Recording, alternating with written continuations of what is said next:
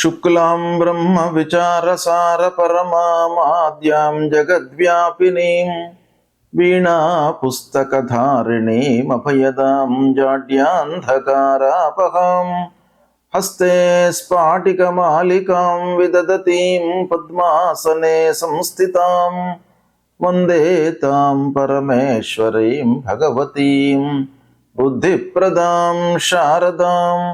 శ్రీ మహాగణాధిపతయే నమః. శ్రీ మహాసరస్వతే నమః. శ్రీ గురుభ్యో నమః. ఈ సంవత్సరము 3 మార్చి 2026 రోజున చంద్రగ్రహణం సంభవిస్తుంది. ఈ చంద్రగ్రహణము పూర్వ ఫల్గుని నక్షత్రం సింహరాశిలో సంభవిస్తుంది కనుక ఈ సింహరాశిలో సంభవిస్తున్నటువంటి గ్రహణము రాశులలో జన్మించినటువంటి వాళ్ళకి, అంటే మేషం నుండి మీన రాశులలో జన్మించినటువంటి వాళ్ళకి ప్రభావం ఎలా ఉంటుంది, ఎలాంటి విషయాలలో శుభ ఫలితాలు ఉంటాయి, ఎలాంటి వాటి లోపల అశుభ ఫలితాలు ఉంటాయి, ఏ విధంగా మనం దాన్ని రెక్టిఫై చేసుకోవాలి అనేటువంటి విషయాన్ని మనము చూద్దాం. తులారాశి జాతకులకు ఈ చంద్రగ్రహణం యొక్క ప్రభావం ఎలా ఉంది అనేటువంటి విషయాన్ని మనము తెలుసుకుందాం. ఈ చంద్రగ్రహణము సింహరాశిలో సంభవిస్తుంది. అంటే సింహరాశిలో సంభవించడము తులారాశి వారికి ఏకాదశ స్థానం అవుతుంది. అంటే ఏకాదశ స్థానంలో గ్రహణం సంభవించడం మూలకంగా శుభ ఫలితాలు కలిగేటువంటి అవకాశమే ఎక్కువగా ఉంది. అంటే గ్రహణ గోచారము శుభప్రదంగా ఉంది తులారాశి జాతకులకు. కాబట్టి అన్ని రకాలుగా అన్ని విషయాల లోపల కూడాను మీకు కలిసి వస్తుంది గ్రహణము. అయితే గ్రహణము అనగానే ఏ స్థానంలో సంభవిస్తుంది అనే విషయం పైన మనము కొంత ఫోకస్ పెట్టి ఆ స్థానం పైన ఆ గ్రహణం యొక్క ప్రభావము కొంత ఉంటుంది. అంటే ఓవరాల్గా మనకు గోచారము గ్రహణం మూలకంగా అనుకూలంగా ఉన్నప్పటికీ కొన్ని విషయాలలో మటుకు కొంత జాగ్రత్తలు తీసుకోవాలి. అయితే ఈ తులారాశి వాళ్లకు శుభప్రదమైనటువంటి ఫలితాలు ఒక పక్కన ఉంటూనే మీరు తీసుకోవలసినటువంటి జాగ్రత్తలు ఏంటంటే భార్యాభర్తల విషయం లోపల మీరు కొంత జాగ్రత్తలు తీసుకోవాలి. అంటే భార్య భర్త మీరు మాట్లాడుకునేటప్పుడు కానివ్వండి, డీప్ డిస్కషన్స్లోకి వెళ్లకుండా, అపార్థాలకు అవకాశం రాకుండా మీరు కొంత జాగ్రత్తలు తీసుకోవడం మంచిది. ఇకపోతే వ్యాపారస్తులు ముఖ్యంగా భాగస్వాములతో అంటే పార్ట్నర్స్తో కొంత జాగ్రత్తలు తీసుకున్నట్టయితే మీకు మిగతా అన్ని కార్నర్స్ లోపల ఈ గ్రహణం మూలకంగా సంభవించేటువంటి ఫలితాలు అనుకూలంగా ఉంటాయి. ఇకపోతే కోర్టు విషయాలలో కొన్ని ఇబ్బందులు తలెత్తే అవకాశాలు ఉన్నాయి. అంటే ఆలస్యంగా మీకు అందుతాయి అన్నమాట. ఫలితాలు అనుకూలంగానే ఉంటాయి, అయితే ఆ విషయాల లోపల కొంత ఆలస్యం జరిగేటువంటి అవకాశం ఉంది. కాబట్టి మీరు వాటి విషయం లోపల ఓవర్లుక్ చేయకుండా కొంత జాగ్రత్తగా స్టెప్స్ తీసుకున్నట్టయితే మీకు అన్ని రకాలుగా అనుకూలమైనటువంటి ఫలితాలు ఉంటాయి. ఓవరాల్గా మనం చూసినట్టయితే తులారాశి వారికి ఈ గ్రహణం యొక్క గోచార ఫలితము అనుకూలంగా ఉంది. ఏకాదశ స్థానం లాభస్థానంలో గ్రహణం సంభవిస్తుంది కనుక శుభప్రదమైనటువంటి ఫలితాలు ఉంటాయి. అయితే గ్రహణము అనగానే అందరికీ కూడాను ఏదో రకమైనటువంటి కొంత ఇబ్బంది ఆ గ్రహణం మూలకంగా ఉంటుంది. కాబట్టి దాని కొరకై ఈ తులారాశి జాతకులు ఏం చేసుకోవాలి? గ్రహణానంతరము లక్ష్మీ అమ్మవారిని కొలవండి. లక్ష్మీదేవిని కొలవడము, లక్ష్మీ అష్టోత్తరాన్ని పఠన చేయడము మూలకంగా మీకు ఇంకా బాగా కలిసి వస్తుంది. చంద్రగ్రహణము ఈ సంవత్సరము 3 మార్చి 2026 రోజున ఏర్పడుతుంది. చంద్రగ్రహణము ఎలా ఏర్పడుతుంది అనే విషయాన్ని మనం చూసినట్టయితే ప్రతి పౌర్ణిమ రోజున భూమి, సూర్యుడు, చంద్రుడు ఇవి అన్నీ కూడాను సరళ రేఖలోకి వస్తుంటాయి ఆకాశంలో. అయితే ప్రతి పౌర్ణిమ రోజున గ్రహణం ఏర్పడదు. భూమి యొక్క నీడ చంద్రునిపై పడడం మూలకంగా మనకు ఏర్పడేటువంటిదే చంద్రగ్రహణం అన్నమాట. ఈ ఖగోళంలో జరుగుతూ ఉన్నటువంటి ఒక అద్భుతమైనటువంటి సంఘటనల లోపల గ్రహణము, చంద్రగ్రహణము, సూర్యగ్రహణము ఇవి చాలా అత్యంత ప్రాధాన్యమైనటువంటి ఘటనలు. అయితే ఈ ఘటనల యొక్క ప్రభావము భూమిపై నివసిస్తూ ఉన్నటువంటి మానవులపైన ఎలా ఉంటుంది అనేటువంటి విషయాన్ని మనం చూసినట్టయితే, ఈ సంవత్సరము అనగా 3/3/2026 సంవత్సరము పాల్గొన్న శుక్ల 15 పూర్ణిమ మంగళవారం రోజున ఈ గ్రహణము సంభవిస్తుంది. ఇది పగలు 3:20 ప్రారంభమయ్యి సాయంత్రము 6:48 వరకు ఈ గ్రహణము ఉంటుంది. అయితే పగటి పూటన మనకు గ్రహణం సంభవిస్తుంది.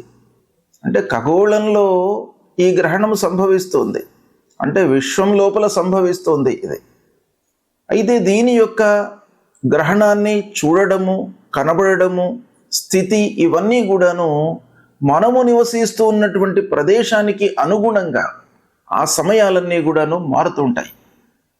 కనుక పగలు మనకు ఈ గ్రహణం సంభవిస్తుంది గనక పూర్తి గ్రహణాన్ని మనము చూడలేము, మనకు కనబడదు కూడాను. అయితే 6:48 వరకు గ్రహణం కనబడుతుంది. ఈ గ్రహణం యొక్క ప్రత్యేకత ఏంటంటే కేతుగ్రస్తమైనటువంటి గ్రహణము. అంటే రాహు కేతువులను మనము ఛాయాగ్రహములుగా మనం చూస్తూ ఉంటాం పూర్వ సాంప్రదాయం ప్రకారంగా. అవి నీడగా భావిస్తామన్నమాట. వాటి యొక్క ప్రాధాన్యత గ్రహణం యొక్క సంభవం లోపల చాలా ఉంటుంది. ఆ విధంగా ఈ కేతుగ్రస్తమైనటువంటి గ్రహణం ఇది. ఈ గ్రహణము కృష్ణవర్ణం లోపల మనకు కనబడుతుంది, అంటే నల్లగా మనకు గ్రహణం కనబడుతుంది. ఖగ్రాస గ్రస్తోదిత చంద్రగ్రహణము అని అంటారు దీన్ని. అంటే సంపూర్ణ గ్రహణము, కానీ మనకు కనబడడం మట్టుకు తక్కువ సమయం లోపల కనబడుతుంది. అంటే గ్రహణము పడుతూ ఉన్నటువంటి ఆ దాన్ని మనము చూస్తామన్నమాట. గ్రస్తోదితము, గ్రస్తమై ఉన్నటువంటి ఆ గ్రహణాన్ని అది ఉదయిస్తున్నటువంటి సందర్భంలో మనకు కనబడడం అన్నమాట, గ్రస్తోదిత చంద్రగ్రహణము. అయితే ఈ గ్రహణము పూర్వ ఫల్గుని నక్షత్రం సింహరాశిలో సంభవిస్తుంది.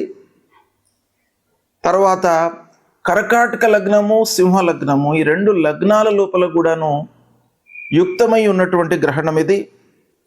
అయితే ఈ గ్రహణము మొత్తం కూడాను మనకు హైదరాబాద్ ప్రాంతంలో ఈ తెలుగు రాష్ట్రాలలో ఏ సమయంలో కనబడుతుంది అనే విషయాన్ని మనం చూసినట్టయితే సాయంత్రము 6:24 నుండి 6:48 మధ్య కాలం లోపల మట్టుకే మనకు కనబడుతుంది. గ్రహణం మధ్యనే స్టార్ట్ అయ్యింది, అంటే 3:20 ప్రాంతంలోనే గ్రహణం ప్రారంభమైంది, 6:48 వరకు ఉంది. కానీ సూర్యుడు ఉన్నప్పుడు మనకు ఆ గ్రహణము, చంద్రుడికి సంబంధించినటువంటి చంద్రగ్రహణం కనబడదు గనక అస్తమయం తర్వాత మనకు చంద్రగ్రహణం కనబడుతోంది. అంటే 6:24 నుండి 6:48 గ్రహణము మనకు కనబడుతుంది. అయితే ఈ విధంగా చూసినట్టయితే మొత్తం గ్రహణము 3:20 నుండి 6:48, అంటే సంపూర్ణ చంద్రగ్రహణం ఇది. 3:30 వరకు గ్రహణం కనబడుతుంది. మనకు ఈ ప్రాంతంలో కనబడదు, కానీ ఖగోళంలో 3:30 ఈ గ్రహణం మొత్తం సంభవిస్తుంది. మనకు కనబడేది మట్టుకు 24 నిమిషాలు మాత్రమే హైదరాబాద్లో. అయితే ఈ గ్రహణం యొక్క ప్రభావము ఎలా ఉంటుంది, ఎవరు ఎలాంటి విషయాలపై నియమాలను పాటించాలి అనేటువంటిది మనకు శాస్త్రం చెప్తోంది. మన హిందూ ధర్మంలో గ్రహణానికి అత్యంత ప్రాధాన్యత ఉంది.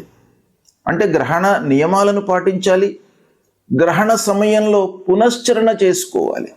అంటే గురూపదేశమైనటువంటి మంత్రాలు మనము ఈ గ్రహణ సమయంలో మనము ఉచ్చరించినట్టయితే, జపాలు చేసినట్టయితే అది ద్విగుణీకృతమైనటువంటి ఫలితం వస్తుంది.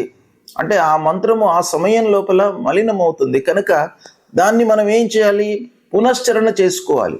అంటే ఆ సమయం లోపల మళ్ళీ దాన్ని ఒక మహిమాన్వితమైనటువంటి ఆ మంత్రంగా మనము మళ్ళీ యథావిధిగా ఉంచుకోవడానికై ఆ గ్రహణంలో తప్పకుండా మనం చేసుకోవాలి అనేటువంటిది శాస్త్రం చెప్తోంది.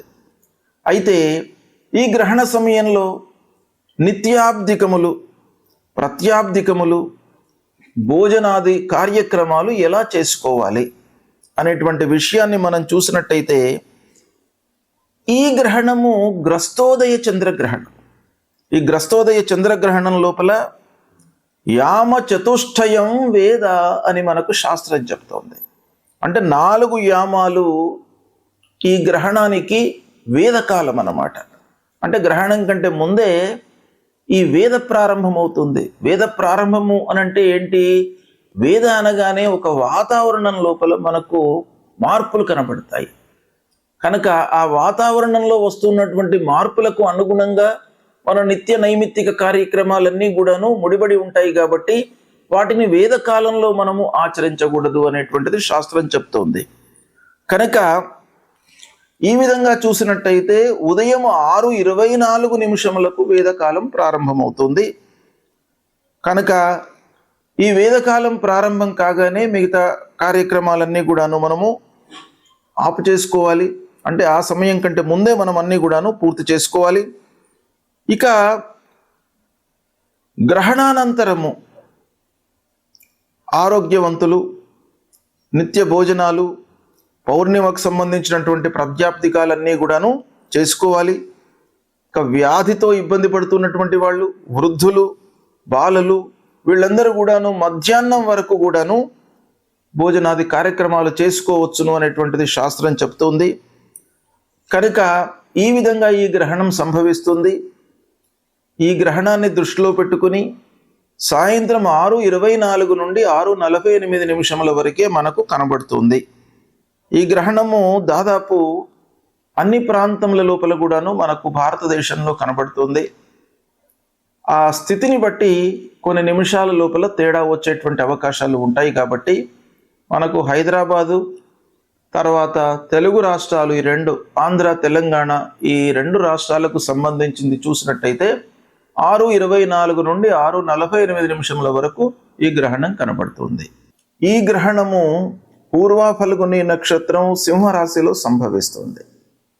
కనుక సింహరాశిలో జన్మించినటువంటి వాళ్ళు, పూర్వ ఫల్గుని నక్షత్రంలో జన్మించినటువంటి వారు, మరియు గ్రహణ గోచారము అధమంగా ఉన్నటువంటి రాశులలో జన్మించినటువంటి వాళ్ళు తప్పకుండా ఈ గ్రహణానికి సంబంధించినటువంటి శాంతి, దానము ఇవి చేసుకోవాలి. అయితే ఎవరికి అధమ స్థాయిలో ఉంది ఈ గ్రహణము అని మనం చూసినట్టయితే సింహరాశిలో సంభవిస్తుంది ఈ గ్రహణము. కనుక సింహము, కన్య, మకరము, వృషభము ఈ రాశులలో జన్మించినటువంటి వారికి ఈ గ్రహణ గోచారము అధమంగా ఉంటుంది. అంటే ఈ గ్రహణం యొక్క ప్రభావము ఎక్కువగా ఉంటుంది ఈ రాశులలో జన్మించినటువంటి వారికి. ఇక ధనుస్సు, కుంభము, మేషము, కర్కాటక రాశులలో జన్మించినటువంటి వారికి మధ్యస్థంగా ఉంటుంది. తుల, వృశ్చికము, మీనము, మిథున రాశులలో జన్మించినటువంటి వారికి ఈ గ్రహణం యొక్క ప్రభావము లేదు. ఈ రాశులలో జన్మించినటువంటి వారికి గ్రహణము శుభప్రదమైనటువంటి ఫలితాలను ఇస్తోంది. అయితే ఈ గ్రహణ శాంతి అంటే గ్రహణానంతరము చేసుకోవలసినటువంటి విధానం ఏంటంటే, ఈ నక్షత్రంలో జన్మించినటువంటి వాళ్ళు, ఈ రాశిలో జన్మించినటువంటి వాళ్ళు తన రాశికి అంటే సింహరాశిలో జన్మించినటువంటి వారికి సింహము, కన్య, మకరము, వృషభము ఈ రాశులలో జన్మించినటువంటి వారికి ఈ గ్రహణం యొక్క ప్రభావము ఎక్కువగా ఉంటుంది. కాబట్టి వీళ్ళు ఏం చేయాలి అని అంటే, గ్రహణానంతరము స్నానం చేసిన తర్వాత గ్రహణ సమయంలో ముఖ్యంగా పట్టు స్నానము, విడుపు స్నానము అనేటువంటిది ఉంటుంది. అంటే గ్రహణ ప్రారంభంలో స్నానం చేయడము, స్నానం చేసిన తర్వాత జపం చేసుకోవడము, గురూపదేశమైనటువంటి జపాన్ని చేసుకోవడము, తర్వాత గ్రహణానంతరం కూడాను విడుపు స్నానం చేసి దాని తరువాత ఈ గ్రహణానికి సంబంధించినటువంటి పరిహారాలు చేసుకోవాలి. అంటే ఏం చేయాలి అని అంటే, వాళ్ళ శక్తి అనుసారం మనకు శాస్త్రం చెప్పబడి ఉంది. శాస్త్రంలో ఏముంది అని అంటే,